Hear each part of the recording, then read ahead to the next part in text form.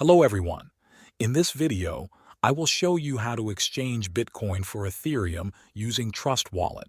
First, open the Trust Wallet app on your phone and make sure it is updated to the latest version. On the main screen, check that you already have Bitcoin in your wallet. If not, you will need to deposit some before you continue. Next, at the bottom of the screen, tap on the swap option. This will take you to the built-in exchange feature. Here, you can choose the tokens you want to trade. At the top, select Bitcoin as the token you want to exchange. Then, in the field below, select Ethereum as the token you want to receive.